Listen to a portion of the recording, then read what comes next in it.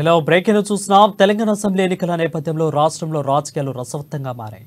వివిధ రాజకీయ పార్టీల ఆశావకులు టికెట్ల కోసం విశ్వ ప్రయత్నాలను చేస్తున్నారు. తెలంగాణ కాంగ్రెస్ లో టికెట్ల కోసం ఆశావకులు శతవిధాల కృషి చేస్తున్నారు. సీట్ల కోసం ఢిల్లీ బాట పడుతున్నారు. తెలంగాణ కాంగ్రెస్ కమ్మ రాజకీయ ఐక్యవేదిక నాయకులు మాజీ ఎంపీ రేణుకా చౌదరి నాయకత్వంలో అధిష్టానంతో చర్చించేందుకు ఢిల్లీ వెళ్లారు. కేసీ వేణుగోపాల్ ఖర్గేలను కలిసి టికెట్ల అంశంపై మాట్లాడనున్నారు. తెలంగాణ ఎన్నికల్లో కమ్మ సామాజిక వర్గానికి సముచిత ప్రాధాన్యత కల్పించాలని వారు డిమాండ్ చేస్తున్నారు.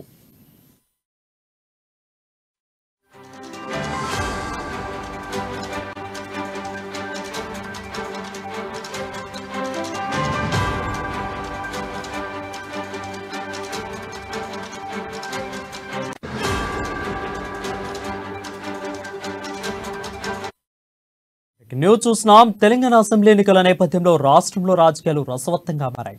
వివిధ రాజకీయ పార్టీల ఆశావకులు టికెట్ల కోసం విశ్వ ప్రయత్నాలను చేస్తున్నారు. తెలంగాణ కాంగ్రెస్ లో టికెట్ల కోసం ఆశావకులు శతవిధాలా కృషి చేస్తున్నారు. సీట్ల కోసం ఢిల్లీ బాట పడుతున్నారు.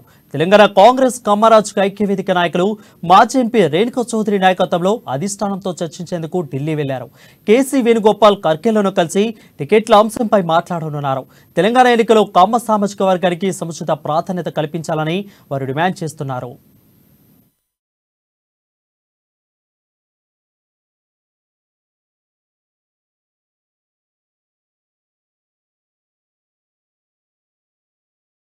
ఆమ్ ఆద్మీ బీమా యోజన కేంద్రం ఏర్పాటు చేసింది. ఎంత చక్కగా ఇన్సూరెన్స్ మీరు కట్టండి, మిమ్మల్ని తర్వాత మేము చూసుకుంటామని చెప్పిన వాళ్ళు.